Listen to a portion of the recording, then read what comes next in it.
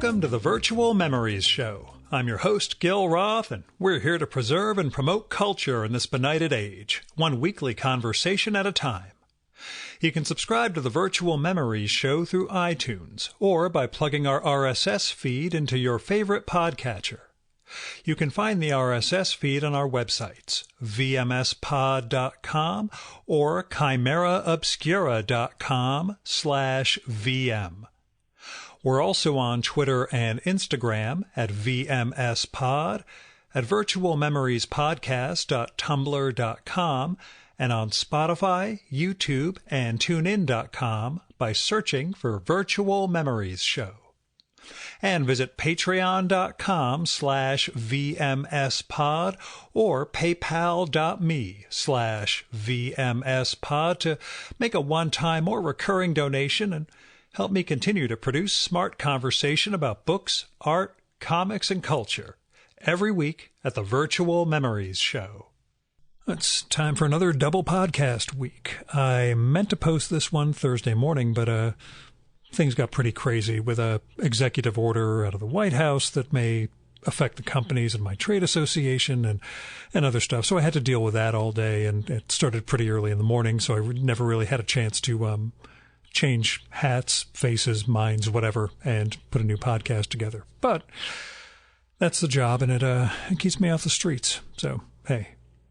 But my guest this time around is Woodrow Phoenix. He tells me it's okay to call him Woody by the end of the episode, so we're going to go with that. Woody's got this fantastic new book out in the U.S. called Crash Course from Street Noise Books.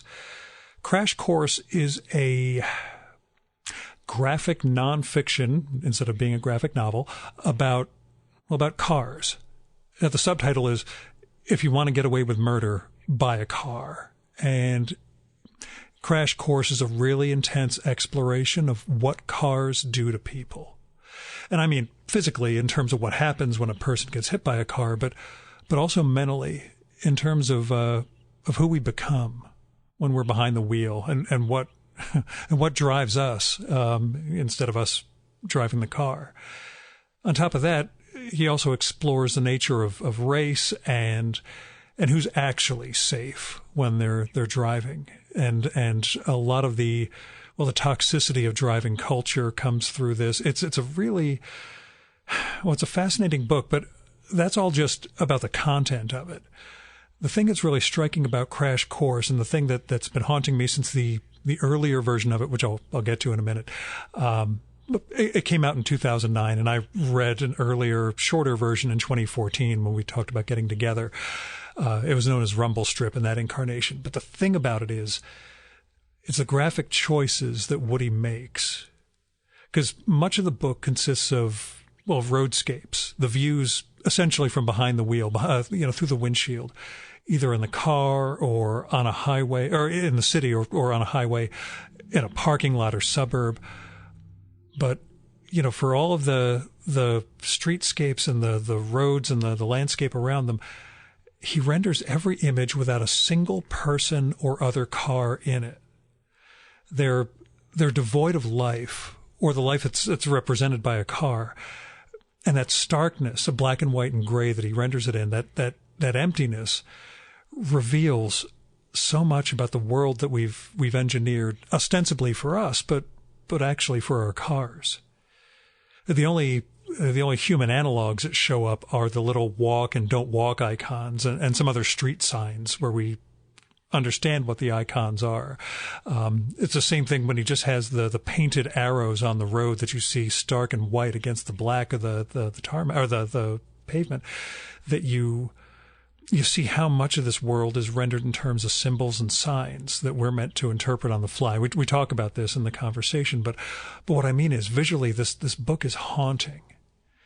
Because when everyone's absent, it means we have to take in what's left and the environment that's built to go somewhere else. That whole nature of transit, of being in transit. We have to consider the implications of who we are and what we do. And he gets all that across, again, through that choice of not showing another person or another car in this, where we have to really live with what's there. Now, Crash Course just came out in the U.S. this week, and it's it's a fantastic book, and I'm glad Street Noise Books got Woody to update it for 2020.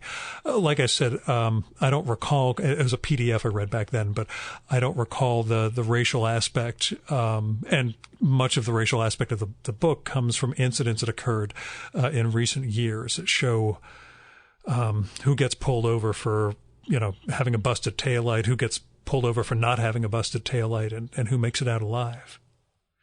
Now, we'll talk about it during the episode, but we did try to connect in 2014 when I was in London, and Paul Gravett was my podcast Virgil. It just didn't come together. But now that space and time have been destroyed by the pandemic, here we are. Now, as far as caveats go, not a lot. Woody's mic was a little loud, so I tried to process around that, but the big thing is I gabbed a lot. I think I just kind of needed to talk, and we recorded at the end of a day rather than on a weekend. So I'd already gone through a full day of work stuff, and then 5 p.m. my time, 10 o'clock in the UK, we started. So I apologize if I did a little too much talking this time around. Now here's Woody's bio from Crash Course. Woodrow Phoenix is a writer, an artist, and a designer whose work has appeared in publications across Europe, Japan, and the U.S. His previous books include Plastic Culture, How Japanese Toys Conquered the World, Felt Mistress, Creature Couture, and the giant graphic novel She Lives. I should point out, giant refers to its page size, not its length. It is 1 square meter. It is a single edition, and Woody has held some events where he literally just turns a page at a time so attendees can view it. But it's not something that's been printed or is going to be printed. We didn't talk about it in this episode, and it's killing me that we never got around to it. So I'm hoping Woody and I can connect again. Maybe someday I'll be in the UK and I can actually look at the book with him, and we can record that. Anyway, Woodrow grew up in South London after his parents emigrated to the UK from Guyana. He lived for some time in the US in Los Angeles and Brooklyn. He currently lives and works in both London and Cambridge and spends a lot of time driving between them in his Mini Cooper 1. And now, the Virtual Memories conversation with Woodrow Phoenix.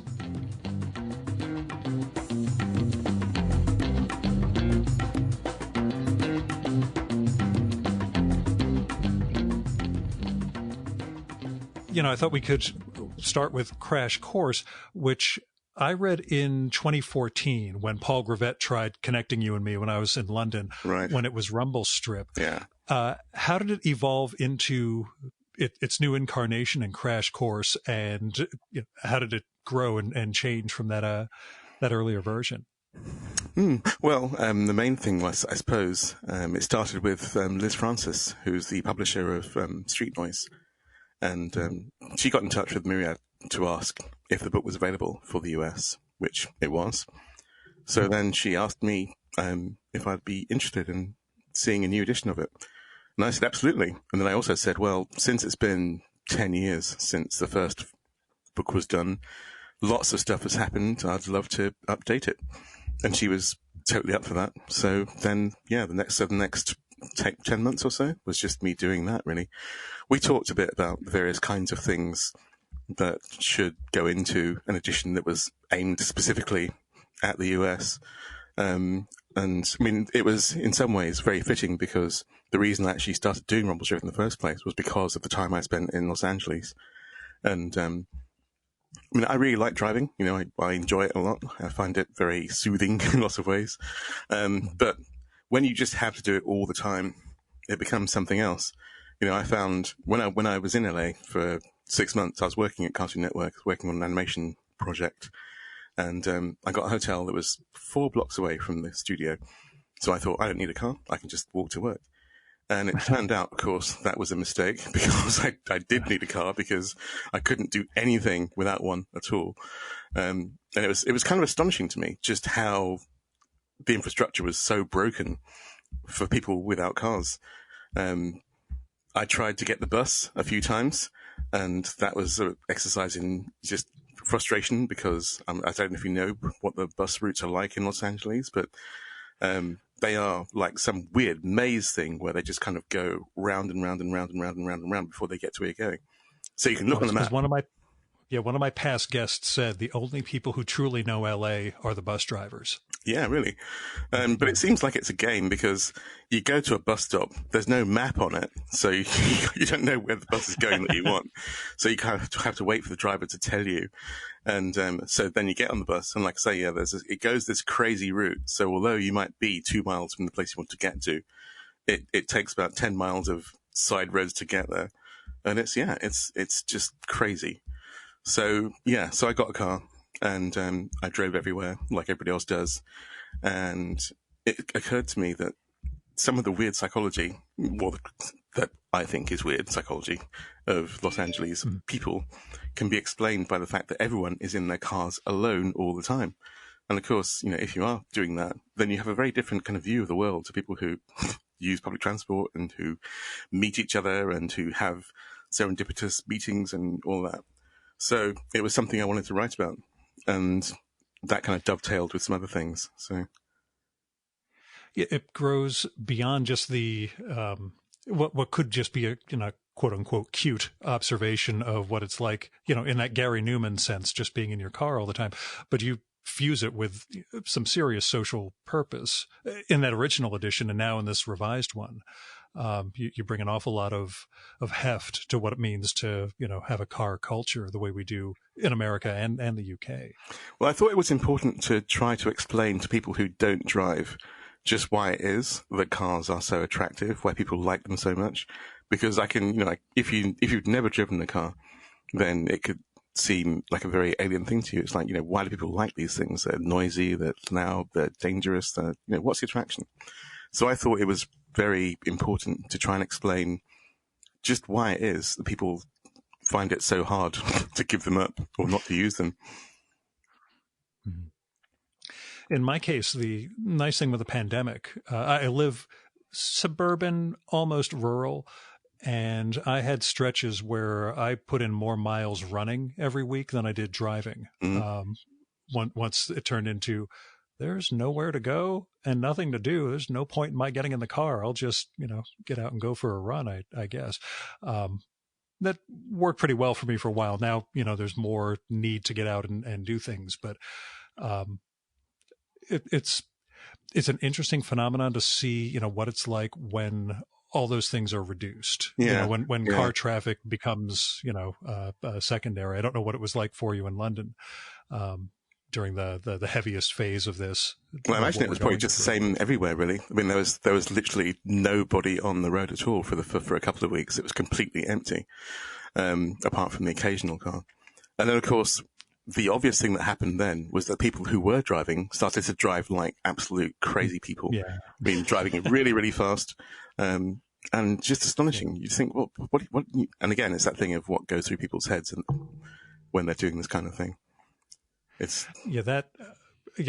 had a temptation. Another cartoonist, Summer Pierre, she and I, we both live outside the city, and we both had it would be kind of neat to just drive into New York, not to see anyone or stop anywhere or risk exposure, but just to drive around the city when there's no one there, back in, April into May. But, neither of us felt that was, too advisable. It was just a nice theoretical take, but I'm sure it would have been plagued with people driving like maniacs, because they can.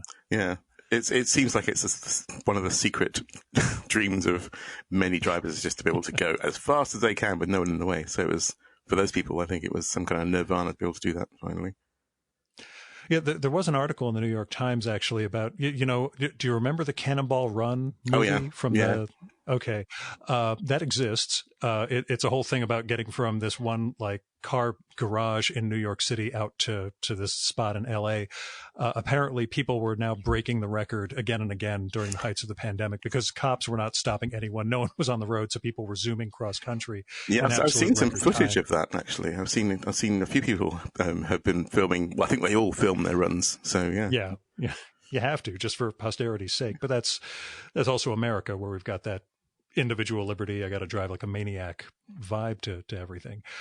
But one of the things that struck me about this version of the book, compared to the one I read in 2014, Rumble Strip at the time, was the introduction of Black Lives Matter subject matter. It's not explicitly BLM, the way it's framed in the book, but you have a number of pages that center around Black people being stopped either for, busted headlight, not having a busted headlight, or anything else, and being subjected to police violence, which we're dealing with here. Luckily, in peaceful protests now, things haven't, the police haven't incited more violence than they were earlier. When did you see the opportunity to sort of bring that into this edition, and the need to, highlight that in the course of putting Crash Course together? Well, pretty much as soon as I was aware of Sandra Bland's death, actually, because that was the thing that's got me thinking about just how outrageous this kind of infringement of people's personal rights is. In some ways, it's not that different in the UK. I mean, black people are more likely to get stopped for anything than white people are.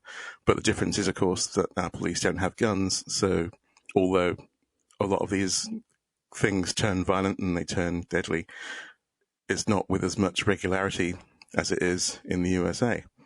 But yeah, so I felt I needed to write about that, because it is this peculiar situation where the thing that becomes a symbol of freedom and liberty for white people often turns into the thing that becomes the trap for black people, because it's just another excuse for police to stop you and to harass you.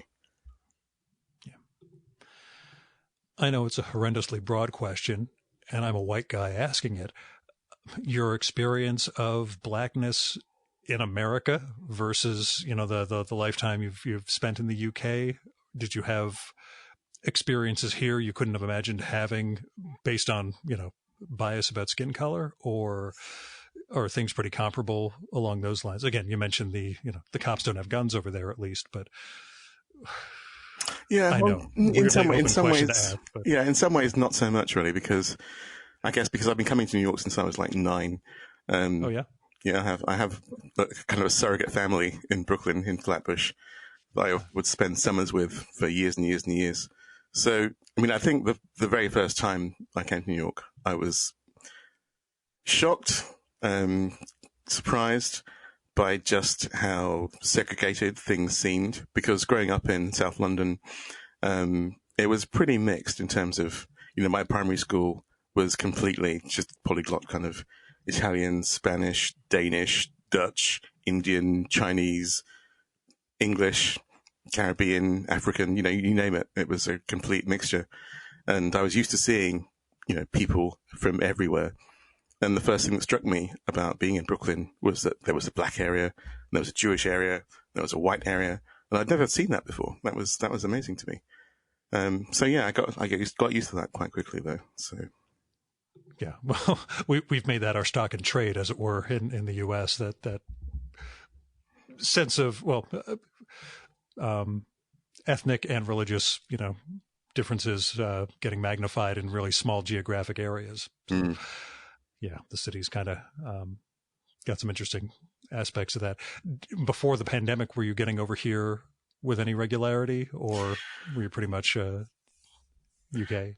Pretty much UK. I mean, the last time I was there, it was 2016, I think. My girlfriend and I were there for a couple of weeks for vacation. And, yeah, it was great to come back, because I haven't been in New York for a while. I've just been mostly going to the West Coast for various reasons. And I do very much feel like Brooklyn is like a second home to me. So it was lovely to come back and see it all again. Of course, much like London, over the last 12 years, everything has changed so much that it feels almost like a theme park in some places now.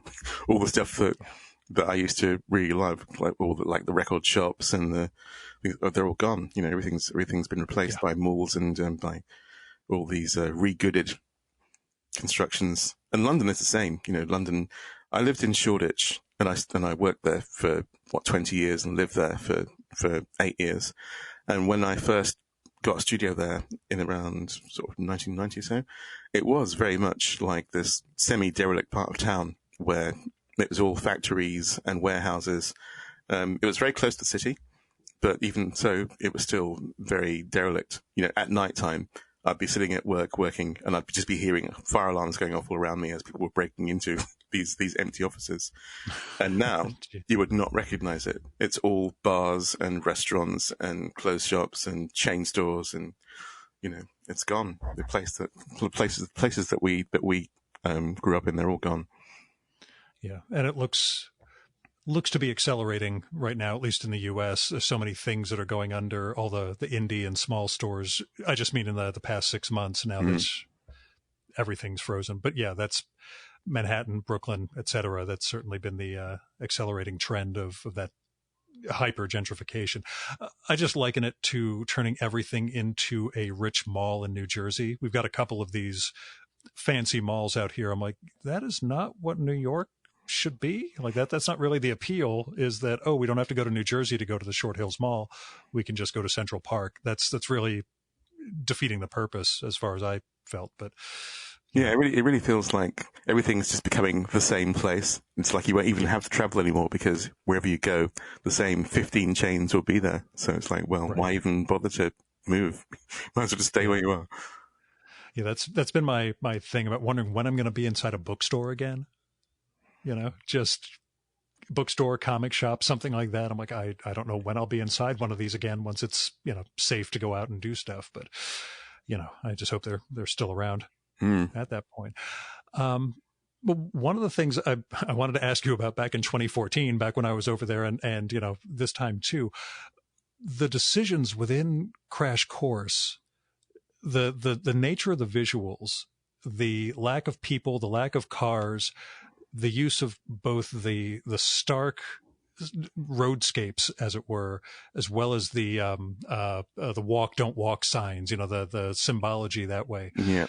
The decision to go in that direction, and what the semiotics that went into those choices, what symbols painted on the ground are intended to mean versus what they practically mean. Anyway, I'm putting words in your mouth.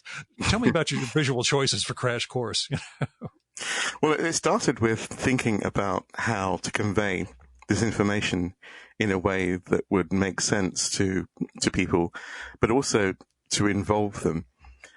And it comes back to one of my preoccupations is just how comics work, how visual signifiers work, how we put together images to form both a language and an understanding of that language. And it's always fascinated me to think that you can completely just change how someone perceives an idea by the way that you present it. And it's like, you put words in a caption and those words feel very different to the same words in a thought balloon or in a speech bubble, and it's the same thing, but somehow you can mess around with the meaning of something just by those very small things.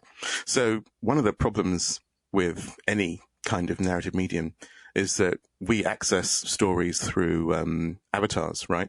The people who are the actors, the people who represent the heroes of that story are the people who we are supposed to identify with.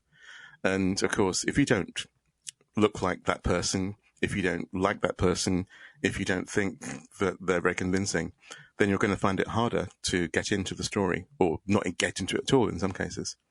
So I was thinking about this, and I was thinking that if you just eliminated the protagonist altogether, you could make the reader into the protagonist. So that was the idea behind having nothing in the pictures that would look like a person, because we do this thing where we just project ourselves into whatever it is that looks like a person in a space. If you see a picture, you see some people in it, you can't really help yourself. You just start thinking about what it would be like to be them in that place. So no people meant that you wouldn't do that. And the captions take the place of people. So you look at the picture, you see the caption, you read the caption, you immediately project yourself into that space, and you don't even notice, ideally, that there are no people there. So that was at first kind of an experiment. I thought, I don't know if this is going to work, but I'm going to try this anyway. And it turned out that it did work. So that gave me the freedom to then think about other ways to intensify that involvement. So the reason that there is so much symbology in both in the way that it's designed and the way that it looks is because so much of driving is about seeing, looking, obviously, and it's all about reading signs, it's all about reading information, it's all about converting it. And because we spend so much time learning how to do this, we kind of forget about just how much is involved. And also, I mean, I find a lot of the iconography of roads and things fascinating. I like it the way it's designed. I like the way it looks. I like the way that it efficiently tells you where you're going. Mm-hmm. And exploring those choices and how those things work and what they mean in the environment is interesting to me. And there's a whole other level, I think, of kind of visual interest to be gained from looking at those things and using them as metaphors for all the other stuff that we talk about when we talk about being in a car or being on foot and being controlled and being directed and being pushed by these signs. And I wanted to, use that. Because one of the things about doing a book like this is that so much of this information, you could try and convey it in a film or in a prose novel, but it wouldn't be the same thing, because when you tell somebody something, they have to interpret that thing through their own filter. It's like they have to think about it in their own mind and make their own mental picture. So people have very different ways of interpreting everything, of course. Whereas if I just show you what I'm talking about, then there it is. It's indisputable. That's the thing I'm talking about. Here it is in front of you. You can see it. So that way, I'm kind of controlling what you're seeing and what you're thinking. And did that choice of visual style, in a sense, make it easier for you to return to the project years later? Yeah, definitely, because it was very much exactly the same thing. It was just finding new places to put this information I was conveying and new locations. Like you didn't have to repeat an older style or something. That's it's just occurring to me now that that's actually perfect to be able to slide back into something like this. So. It was a little bit tricky, that bit, because when I did the first version, I was very conscious of the fact that because there were no people, because it was all just locations, that I would have to try and make it feel human. So I was very careful not to tidy it up too much. So you could kind of see brushstrokes and you could kind of see places where I'd had to use different kinds of inks and different kinds of whitening out and things. And if I kind of went over the panel edge, I would leave it. But when I came back to it, I kind of felt like I wanted it to be a bit neater than that, a bit crisper. Yeah. So this version might seem a bit cleaner, a bit more anodyne than the first one, because it's not quite so. There's not quite so much hand in there. I think it's tidier. And the few interviews I've read and seen with you, you're hand guy. You're not doing digital for your originals, right? Yeah. So, I mean, a lot of my friends are just all digital all the time, meaning their sketches, their layouts, everything, their painting. But for me, I mean, I really like using real tools because I like what it feels like. I like what a pencil feels like in my hand. I like what happens when you put brush onto a page. I like ink. I like the smell of it. I like the sound of that as you're pressing things on the page. I like all that stuff.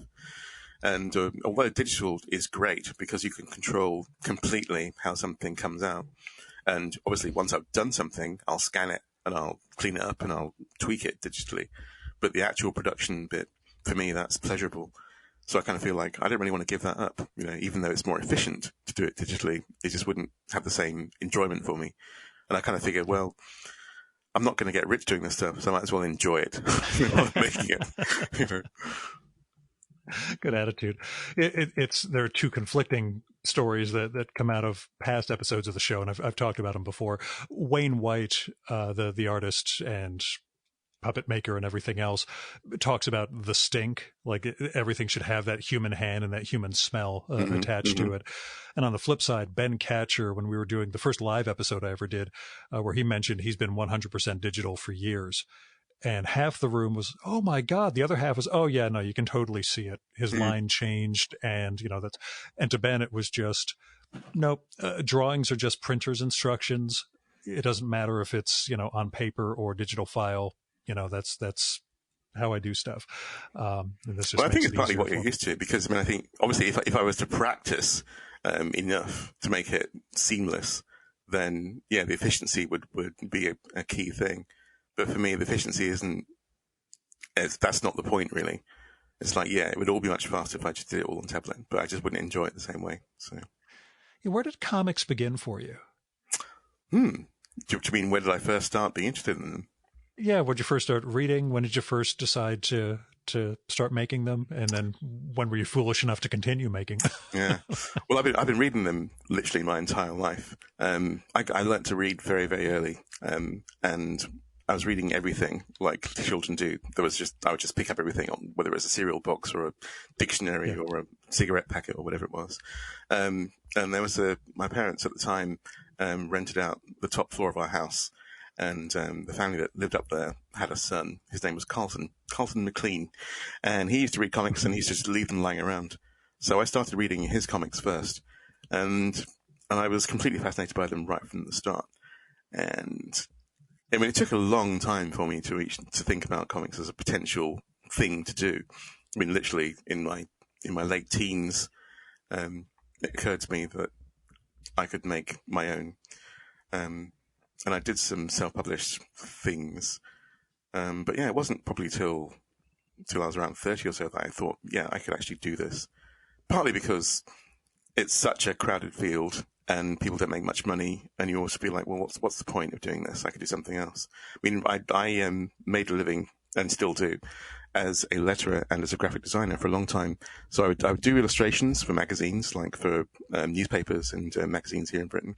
I would do book design, and I would do lettering, and that was really what I did mostly. And then it occurred to me that, well, I'll just give it a go, see what happens, you know. So I started doing kind of licensed stuff like Sonic the Comic and things like this. And and then just gradually drifted into doing more and more things of my own. Yeah, did you find a good community around you? I know Paul Gravett was the guy who tried to connect us, and I seem to recall Eddie Campbell rendering you in one of his Alec comics during his Gravett scene with your head on fire, right? Or am I misremembering? That's about right. Yeah, there was a real community of comics makers, which kind of, in some ways, centered around Paul Gravett, because, as you probably know, he did Escape magazine, and because he was so connected to what was happening in Europe and what was happening in other places, because he was trying to document all this stuff. He was kind of a linchpin for all of us. We all kind of met around him and gathered around him. So yeah, I met Eddie through Paul and worked with him on a few things, and many other people can, I think, trace their time in comics back to Paul Gravett kind of interfering in some way or suggesting something or putting people together. I mean, he's still doing it now. He's an amazing resource, you know. He and I we're twin members of the X-Men. Our mutant superpower is schmoozing. Oh yeah. Just connecting people and getting them to talk. It's why when we first connected, it was, I know exactly who you are. You know, like there was just this sense of you just like to get people talking to each other because there's going to be an alchemy. Someone's going to find someone they didn't know they needed to talk to, and boom, that's going to create some sort of great reaction. So. But what is it that makes you kind of do this though? Because I've been listening to plenty of these podcasts of yours, and you do a lot of them. I mean, really, it's kind of astonishing. I'm insane. I'm flat out nuts. Okay. I have a day job that occupies a lot of time, but it's not creative in this way. And, you know, one of the lessons I've learned from the pandemic, I used to only do these in person, which is why we talked about getting together when I was going to be in London that time. And I can only do it this way now. And I've realized, you know, I was spending a lot of time driving and, you know, sitting on subways and all this other stuff. And I thought, okay, maybe as a combination, I've been saving on that. And I've also reached a certain looseness where before I would edit every episode from beginning to end. I'd go through the whole thing, rewrite all the notes and take notes on everybody since this whole period began. I trust what you and I are doing right now. If there's a particular joke that goes awry, I'll make a note saying, you know, remove that and put in the time. But otherwise, you know, I don't need to, you know, carefully edit the entire thing anymore. Now I feel, I know this isn't art, I understand, but this is my art. And, you know, I've figured out a way to do this that's, as you said, not going to make any money, but, you know, this is the way I connect with people. I end up, you know, hooking people up with each other. Also, there's always you should talk to this other person I recorded with a couple of months ago. And that's always kind of nice. There's also a thing that I need to get your address for after this. I actually did produce something, a zine, but not with comics.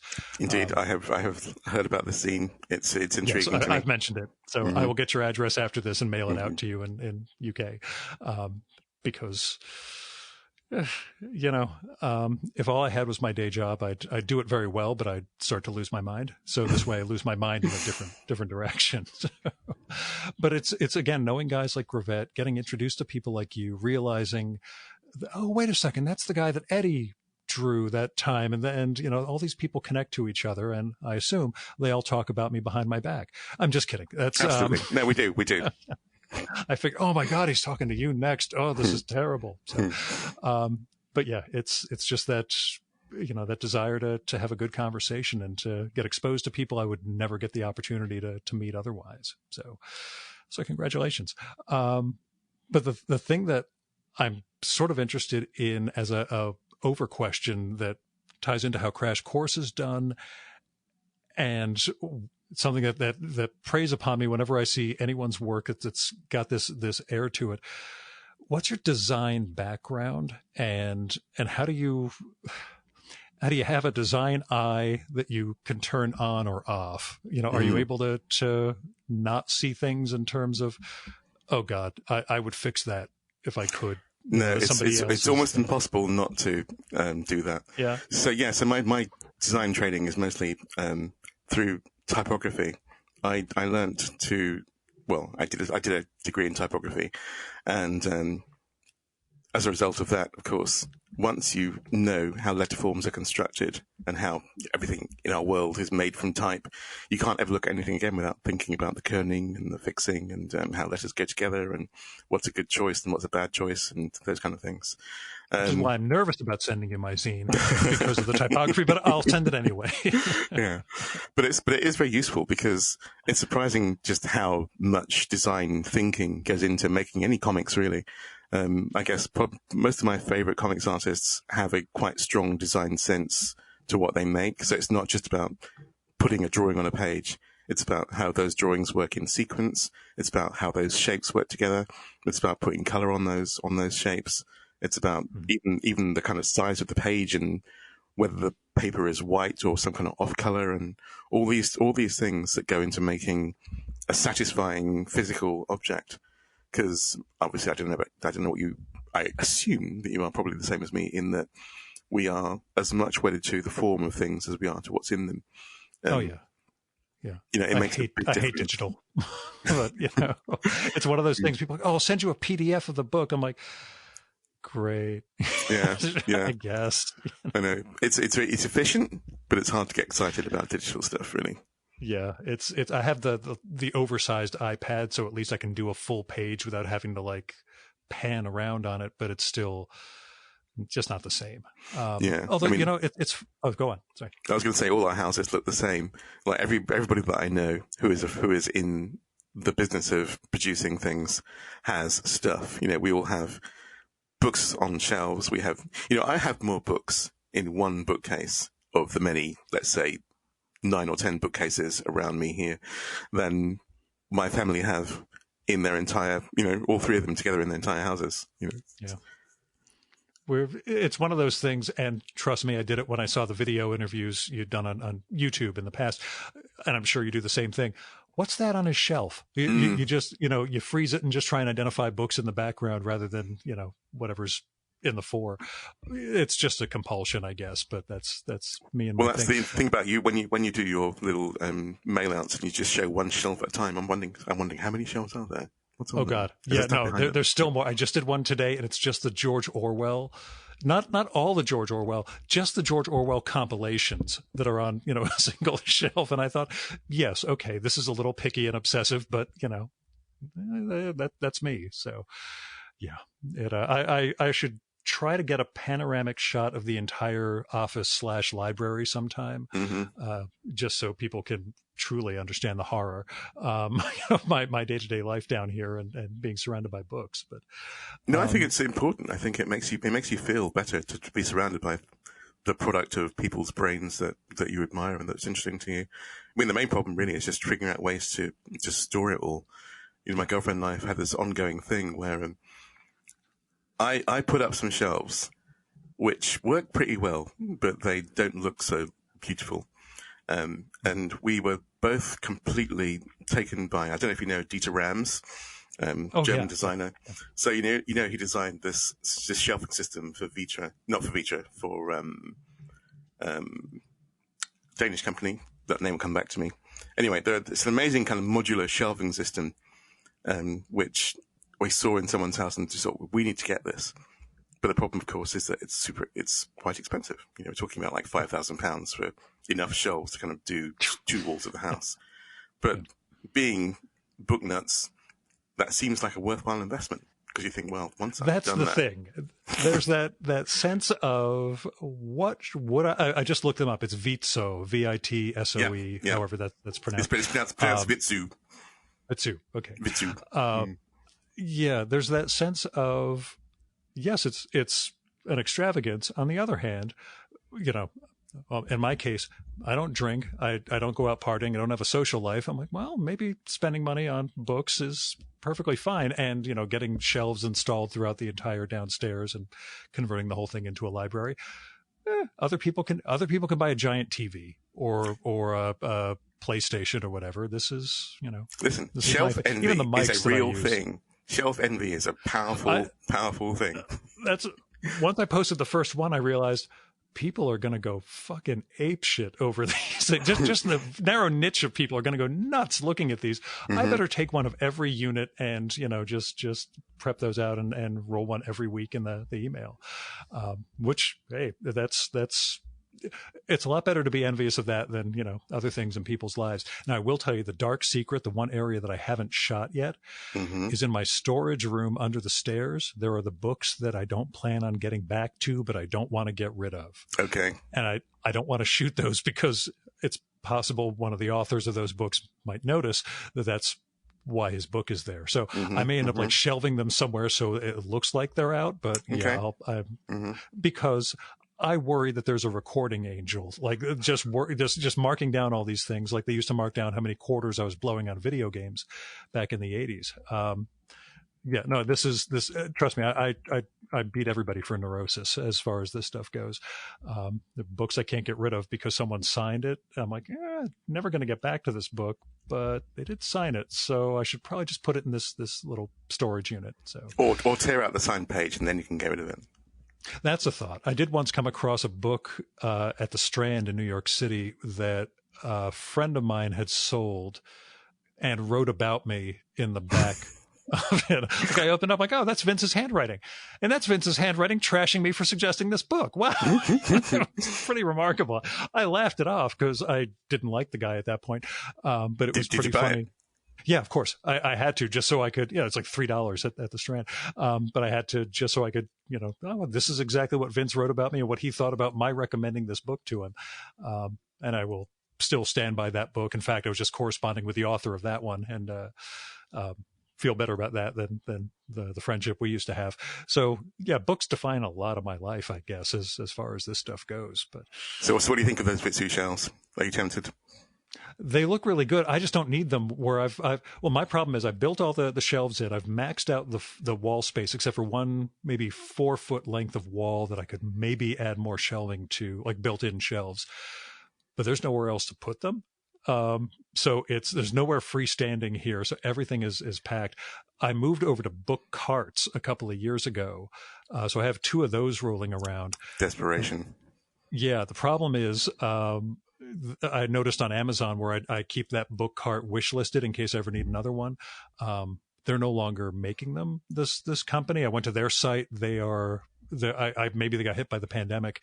They're not making any book carts anymore. So I ended up buying some ridiculous and weird one from Design Within Reach, or Design Without Brains, as I call it, which it'll probably be the final bookshelfie that goes up in the series of emails. It's this spine, looks like a Tim Burton dinosaur tail or something, but that's got a whole bunch of books lying flat and stacked up over like a 6-foot series of shelves.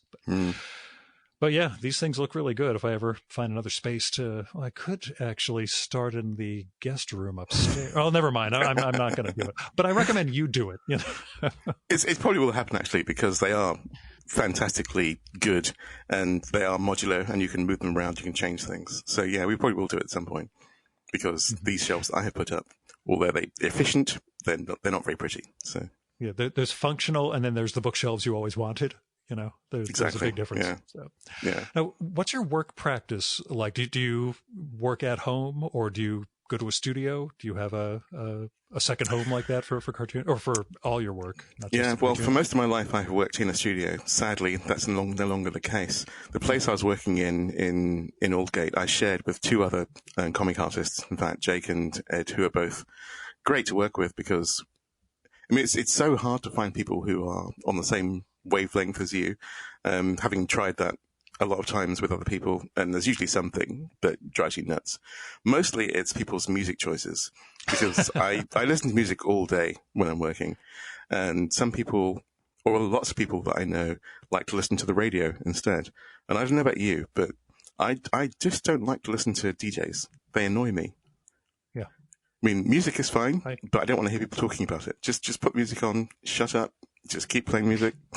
Tell me who the artist is, and I don't want to hear your opinions about things. I don't want to hear the weather. I don't want to hear anecdotes. Just play the stuff and, leave me alone. So I really hated working in places where people would insist on having the radio on. But luckily for me, when I found Ed and Jake, they both happened to be the same. We liked the same music pretty much.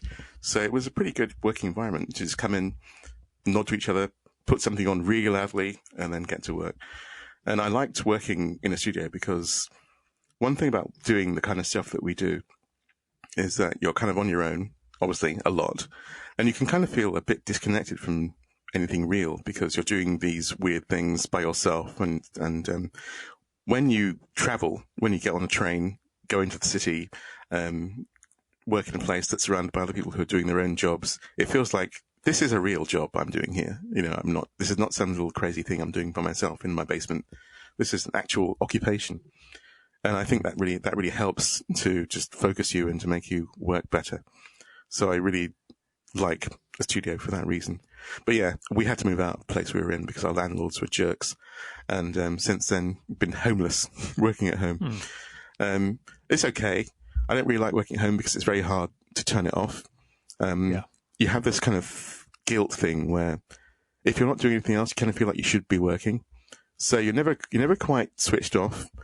And then when you are working, you kind of resent it because it feels like it's always there. So it's not a great thing because you can't stop thinking about it really. Whereas when you have a studio, you leave the studio, you close the door, and that's it till, the next day. So. When you play music, can you do music with words while you're writing? Yeah, I can actually. I can. Yeah. It varies. Like some writers and artists, it's like almost 50-50. Some of them, it's only got to be instrumental. Other ones are like, no, words are fine. But also because I like to listen to all kinds of soundtracks and foreign things. A lot of times the words are Japanese or German or French or Italian, so that's okay too. Are you essentially close to being an ugly American in terms of only having one language, or you got something else? I have some German. I have some French. Been no Italian to speak of, which is ridiculous because we go to Italy a lot. Rome is just one of the best places on earth as far as I'm concerned. And it is ridiculous. I haven't learned much Italian because I do love Rome so much. But I kind of let my girlfriend do that, which is lazy of me. But I figured, well, I've got the French, I've got the German, she's got the Italian. So between us, we can make our way around most places. Nice.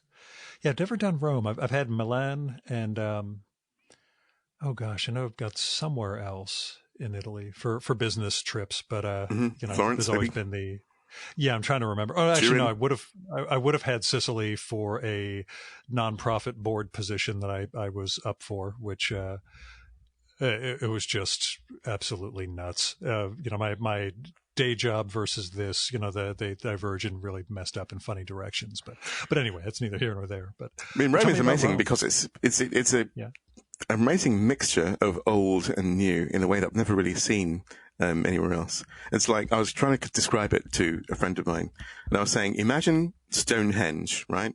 But imagine Stonehenge was in Trafalgar Square.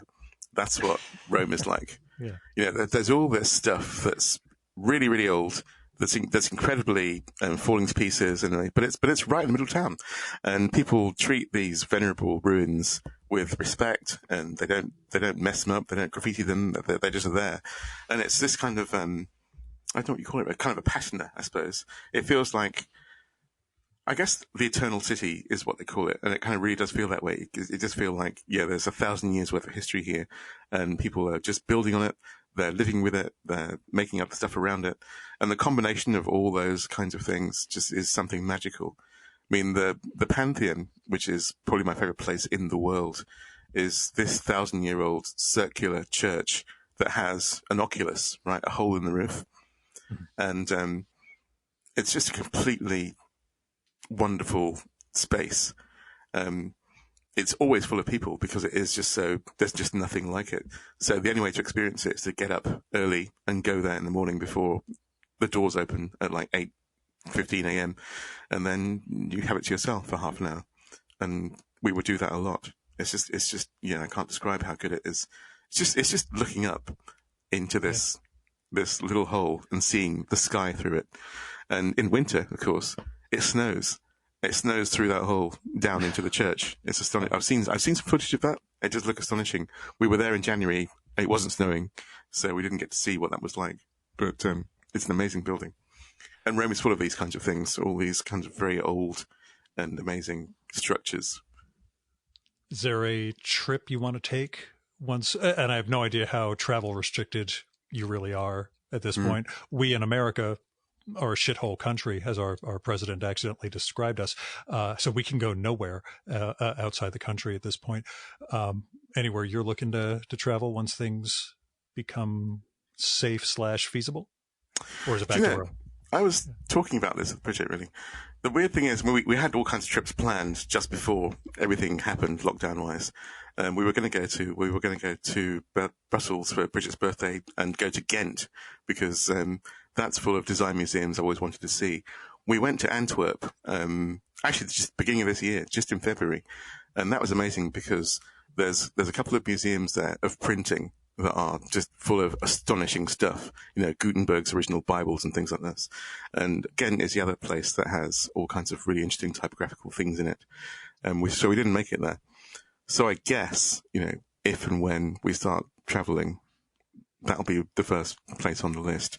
But I don't know when that's going to be there because I am not getting on a train or a plane for at least another 8 months. You know, there's no way that's going to happen. You know? Yeah, my day job is pharmaceutical industry related, and trust me, all the guys I know, like Gil, we're at least a year, if not longer. You know, even if we find, you know, if my guys would make the vaccines for the drug companies, they're like, even if they come up with something in another 2 months, the amount of time it would take to manufacture, distribute, generate an immune reaction, everything else, we're not going anywhere till next summer at the earliest. I'm like, okay, good to keep that in mind. You know, I'll have that as my baseline. Well, it just seems logical. You just think about what's involved, and you just think, well, there's just no way we could get anything done before this time next year. But you're applying logic to, you know, two countries that are run like ours. So that's true. That is true. Things are a little well, as one of my pals who has written many instances of zombie fiction wrote, he's like, you know, I just never thought when I wrote all those zombie stories that there would ever be an instance where the people would be fighting to get out and get bitten by zombies, not fighting to get out because they don't believe the zombies are there, but they were literally going out to you know, get exposed.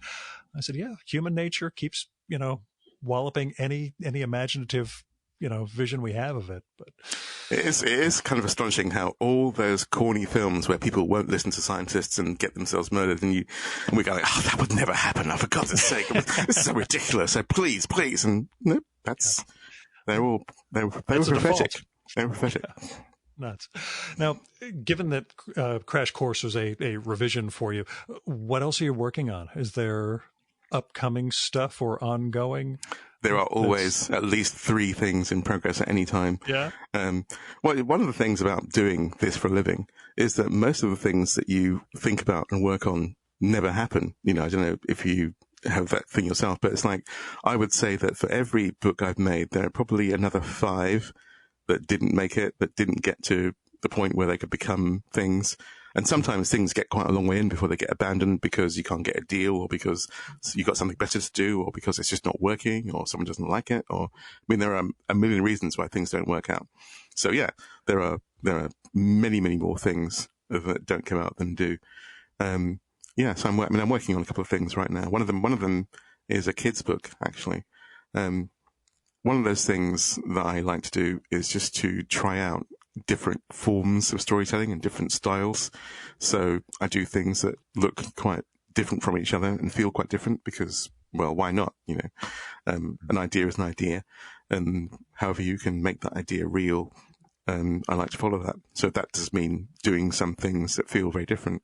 So the kids' book I'm working on is a very playful, very silly, very colourful thing.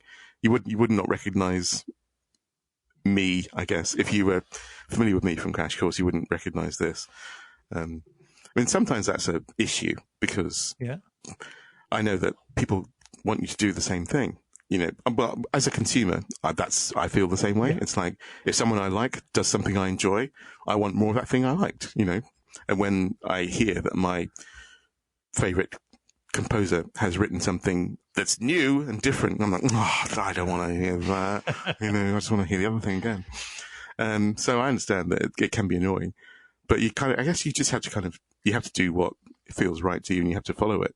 I will say that often when I am disappointed by hearing or seeing the new thing from somebody whose old work I liked, sometimes it's just you have to trust them. You have to just see where they're going, and it's like, oh, okay. Oh, this isn't so bad. Oh, this is pretty good. Oh, okay. Yeah. But when you're at a concert, now we want to play something from our new album is always the time to go to the bathroom. Yeah. That said, there are filmmakers like the Coen brothers. I will be disappointed the first time with almost everything. And then I keep going back to them and realize, oh, yeah, no, I'm always measuring them against this one experience I had back in 1991. I should just let the movie unfold at its own pace and let it be its own thing. But that's, you're describing it's a constant push and pull between you want to be surprised, you want to be delighted by something that you weren't expecting, but at the same time you want a bit of that theme that you like as well. Yeah. And it's a tricky kind of balancing act to pull off for anybody, really. Yeah. So it is amazing that anyone does anything new, really, when we're constantly trying to pull them in two directions like that. But that's the number one lesson. You've enumerated this thing that so many writers and artists who've had extended careers have said, that it's damned if you do, damned if you don't. It's either this is too much like his old stuff. Why can't he do anything new? And this is nothing like the stuff I like. He sucks now, and that's the thing. I'm curious though, when you mentioned the variations in style. Early on, the first cartoonist I ever recorded with actually was Bob Sikoriak, the Classics Illustrated. Yeah. Mm-hmm. And I asked him, so what's your style, given that, you've done such a great job aping all of these other, artists for you do Charles Schultz, and then you do Stan Drake, and you do this one and that one. And he said, oh, I don't have a style of my own. I'm not interested in self-expression. Mm-hmm. At the time, I didn't think to push him on that. And over the year, we become friends. And over the years, we've talked about that further. It all goes back to his childhood, as everything does. But what's the Woodrow Phoenix style itself? Or is it, the stories you choose as opposed to, a visual motif? It probably is. Yeah, I think it probably is more to do with the kinds of things that I like to work on rather than what I do with them. Obviously there are probably 3 or 4 styles that I work in that you can kind of look at and say, oh yeah, that's a thing and that's a thing. One of those styles is very much in the kind of a 50s UPA sharp cartoony kind of thing. Mm-hmm. Then there's the more naturalistic observational thing, which Crash Course would be. And then there's a more typical kind of comics thing that's a bit more florid, I suppose. Mm-hmm. But yeah, it depends on what the idea is, really. But I do tend to come back to the same kinds of ideas, I suppose. A lot of it is to do with duplication, to do with language and how it works, to do with how people perceive reality and how that works. The way that we navigate around these things together, the way that we understand things together. A lot of those issues recur, I think, in what I do. I enjoy language, and I enjoy kind of joking around with it and playing with it, and the way that the things that words can do and accents can do and all of that, So those things come up quite a lot. Have you ever explored what the roots of that are for you, or are they just things you are. The flip side is, would you be afraid of going too deep to figure out what the roots of these things are, for fear that you wouldn't be able to make the stories anymore? Yeah, that is. I don't necessarily think that's true. I know that lots of people fear that, if you take something apart, then you won't be able to get it back together again. But I kind of feel that there's a lot of mysticism involved in creativity. It's like people have this idea that it comes from this mysterious place and you can't tamper with it, because then the genie will run away and they won't come back. And I don't like that idea, because I kind of feel like if I'm making stuff, I want to know as much as I can about the process so that I can repeat it. And if some part of it is locked in this unknowable black box, then I'm at the mercy of that thing. It's like I can't control that. So I feel that the more I know about how these things work is the more effective I can be, because that means when I make something, it's not going to be a mistake or an accident. It's going to be something that I intended, and I can control it, and I can do that thing again. So I quite like to analyze things. I am naturally prone to delving into things and saying, why did that happen? What was that for? Where did that go? Yeah, who were your cartooning influences along those lines? Oh, so many. For different reasons, different people. I think I'm attracted most to people who can make a viable and interesting synonym of reality in an efficient way. But what I mean by that, what I mean is people who can translate something into a language of their own that's completely convincing. And I think that's why I'm attracted to designy kind of cartoonists, for instance. So, for instance, Al Hirschfeld is somebody whose work I think is incredible, because he manages to draw these caricatures that completely capture somebody, but they're so abstract that they can be almost like nothing like a human being at all. Yeah. And that's just a monstrously impressive thing to do in every way, because they're satisfying design objects. They're satisfying in terms of the balance of line and tone and black areas and white areas, but they're also just great at conveying what someone is like. Because the hardest thing I think about any kind of drawing is to try to get the feeling of what something is like, because we have photographs. Photographs are great for representing the real world, but somehow if you can draw something with the right amount of caricature, the right amount of exaggeration, you can show how something feels rather than how it looks. Do you know what I mean? Yeah. I'm with you. Yeah. I have the Hirschfeld Century is literally right behind my monitor here. It was one of the great joys was to sit down with David Leopold, the guy who edited that collection, because it meant I got to just look at Hirschfeld. I'm getting exactly what you mean, that conveying something greater than just the visual and even the visual cues of who the person is, but something deeper beyond that. It's one of the things that I often think about with comics particularly, because there's this whole kind of school of thought that the most popular comics artists are the ones who are the most naturalistic. In other words, the people who do the most detailed renderings of real things. And you kind of think, well, in some ways that's almost like not the point of being able to draw, because we already have something that does that, and it's called a camera, So what we should be doing is we should be trying to capture things that cameras can't capture, and get emotion across, and get feeling across, and get ideas across. So the artists who can do that are the ones I think are the most interesting. Well, that was what my late pal, Tom Spurgeon once said about the rise of the image cartoonists back in the 90s, like the McFarlanes and Liefelds.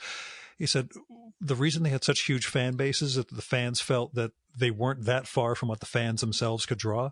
Right. If you just put in enough lines, you can make it look like a Rob Liefeld, giganto, misshapen, protagonist, as opposed to, Jaime Hernandez, who you would never know how to get rid of enough lines to convey what Jaime does in a page of Love and Rockets. Indeed. Yeah, well, he's someone else who I'm completely in love with. I mean, his line is just astonishing to look at, the way that he can distill things. And also it's weird because you don't really have a sense of him changing that much. You kind of look at his work and it always kind of seems the same. But when you look back at something 5 years ago and 10 years ago and 15 years ago, it's getting more and more and more minimal, but somehow it still manages to convey and contain all that information that was there before. It's an astonishing thing. There was a tension when I recorded with Bill Griffith, the Zippy the Pinhead guy, 5 or 6 years ago. I said to him, I was surprised that the panels of Zippy are still so detailed for that exact reason. That to me, I figured a guy who's been doing this so long, you would start minimizing everything. And he was like, but that's the exact opposite of how I see my art. I've gotten so, punctilious about getting everything right and being able to nail it and, conveying space and everything else. That's how I work. I'm like, okay, clearly I would get lazy as an artist then. I would just start, doing, sloppy work as I get older. Whereas to Bill, it was about getting tighter and tighter and tighter with each passing year. Some of that's just how you express the idea, though. I think with comics artists, people tend to get more minimal as time goes on, just because they just want to get the work out. They want to get it done. Yeah. So they find ways to get more efficient. But there are some people who don't do that. For instance, like Walt Simonson is one of these guys who he just gets more detailed. He gets more interesting. He gets more amazing as he goes on. He's someone else I'm just in awe of, his ability to just convey so much energy in a page. To me, he's like Kirby in that way, that he can create this reality that has nothing to do with the real world at all, but feels completely convincing because it's just so powerful, it's so vital, it's so alive. There's so much stuff happening. Yeah, he lives like 15 minutes away from me too. Yeah. He's that's another thing. I've got that IDW like Masterworks edition of a part of the run of his Thor, the ones where they reproduce the original pages. That's sitting to my left a little bit from the same spot we're in. So I'm pretty sure all of, your favorites are somewhere within about 4 feet of my reach right now.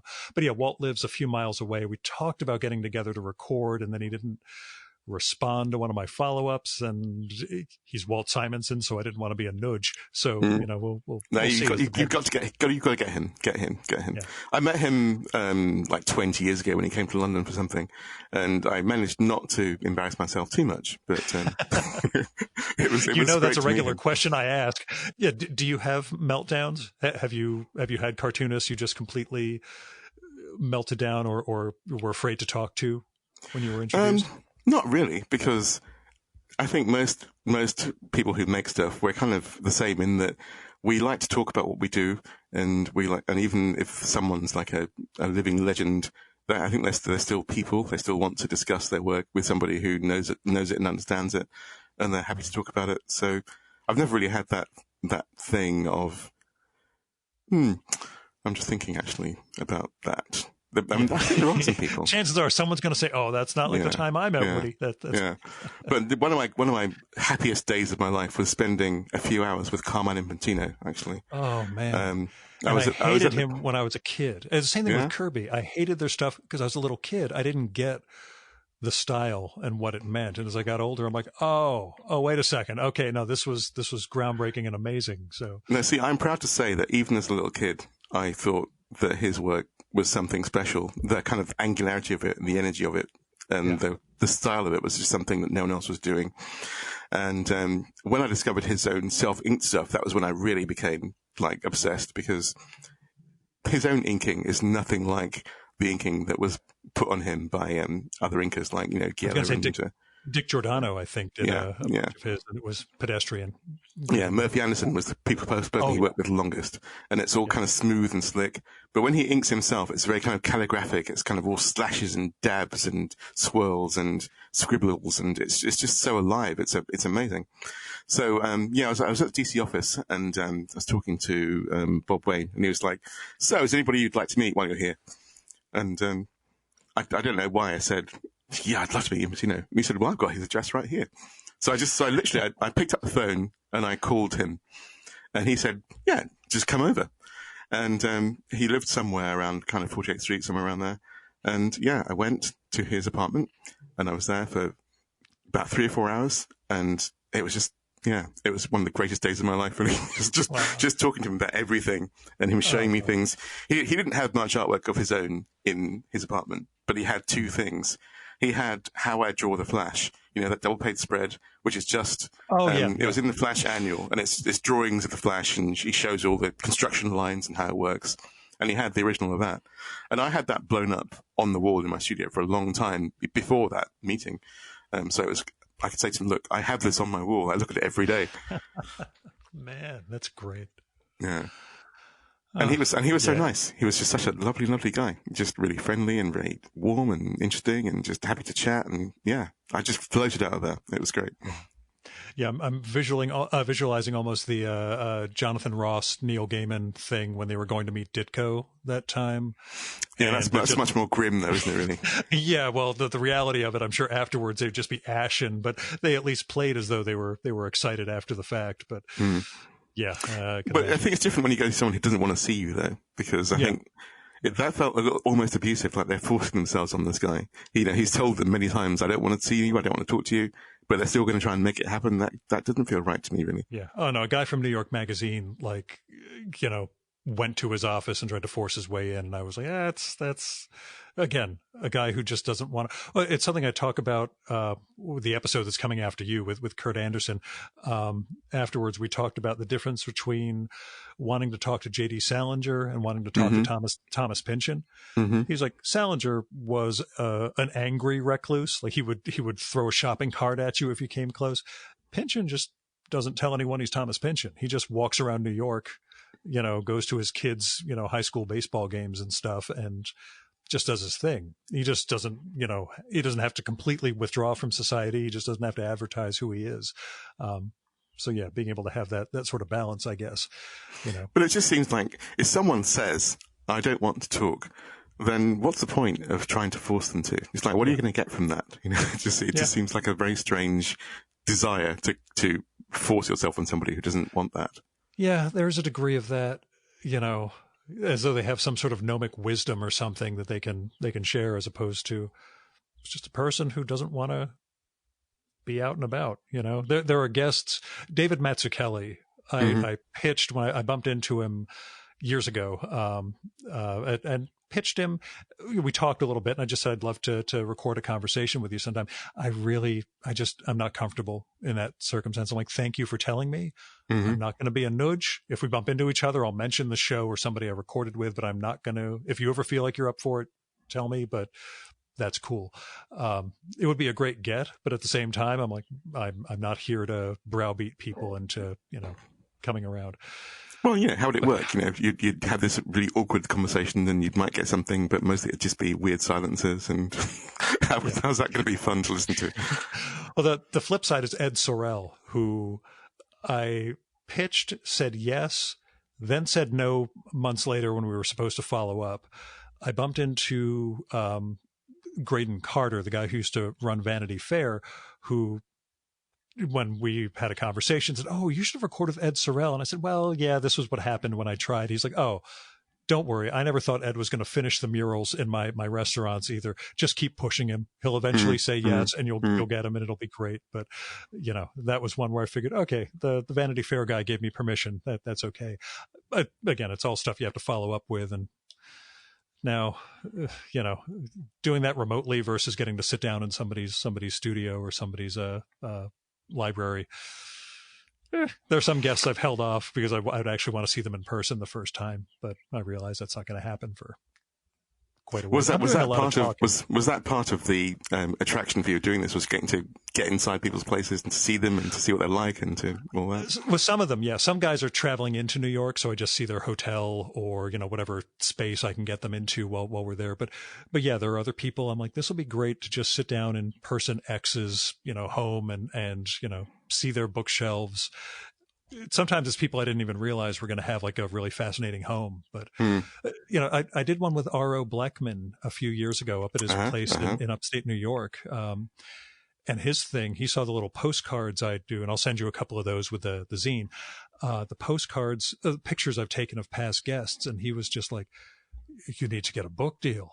These things need to be a book. You take such amazing photographs of people around their stuff, or, you know, even if we're in a hotel because we're both at a festival, just something that's emblematic. Somehow, I, with a few of these, I've managed to sort of capture something, which, again, it's the only form of art I can make is you know, the second or third hand, you know, mechanical reproduction, I guess. But yeah, it's and getting to sit with him in his studio. That's, calling him and having a connection like this, fine, but just getting to sit down with him and see what his work is like and what his workplace is like, and then walking through his home afterwards.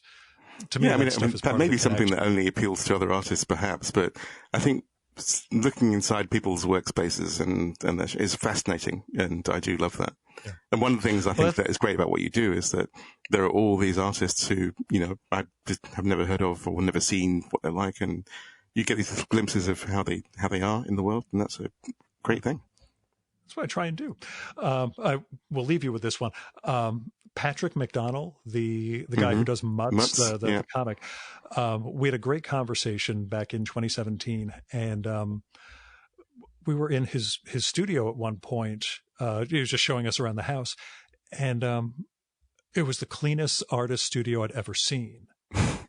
There's nothing out. Everything was in its files. The tools weren't out. Everything was in their drawers. Now, Bill Griffith, when I was at his place, there is literally a 3-dimensional pyramid of ink from flicking the nib of his pen in the exact same spot for 30 years. It's accumulated into like this Inca ink pyramid. But Patrick was like, no, it's my workplace. And when I'm done with my work, I close and put everything away. And when I met Beto Hernandez at a festival later that year, he said, yeah, we saw him in some documentary. And I was like, where's his stuff?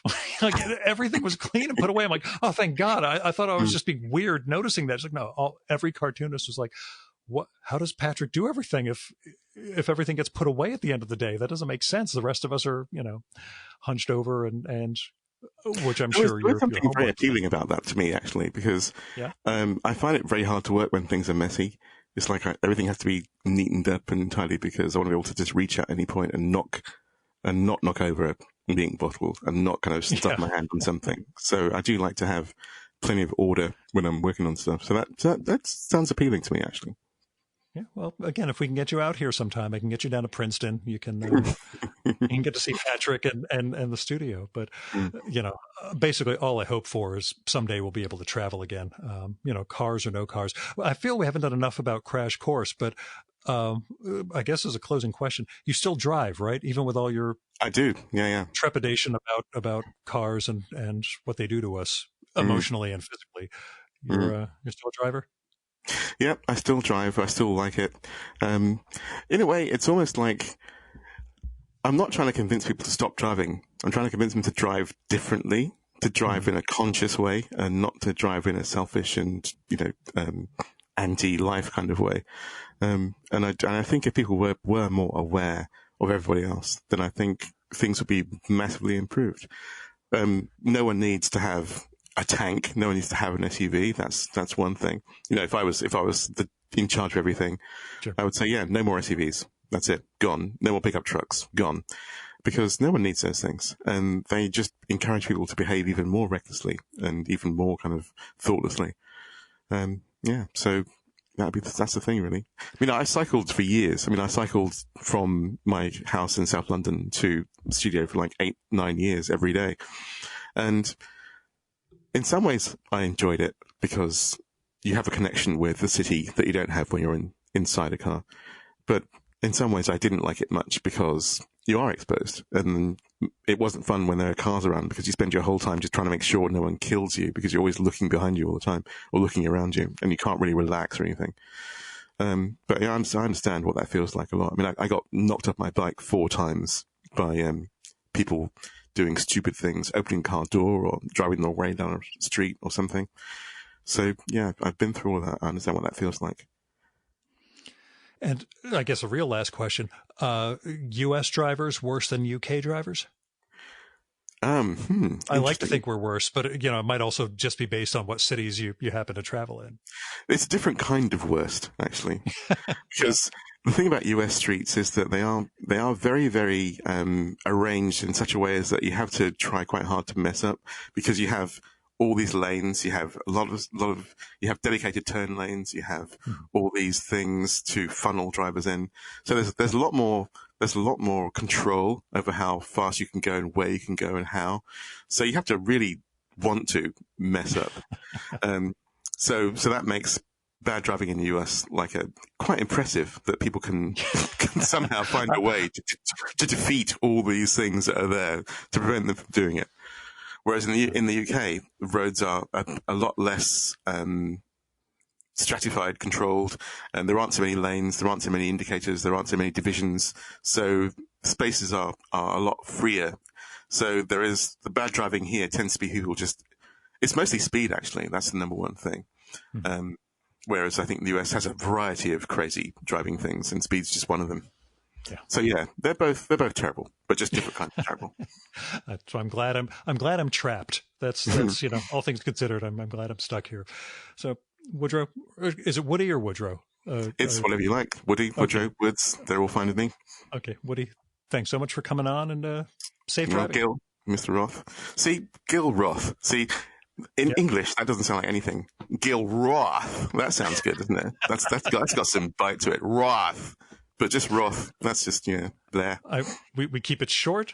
It's 7 letters total. We managed to that way people always mispronounce. They think it's Joe or Giles or something. People who are just reading it. French people give me Gilles, but yeah, Roth. I just, I could sort of drop it, at the end of a syllable, and, I hope to sneak by and nobody notices me.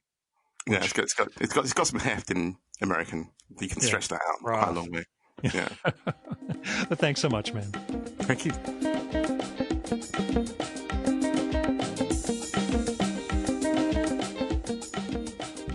And that was Woodrow Phoenix.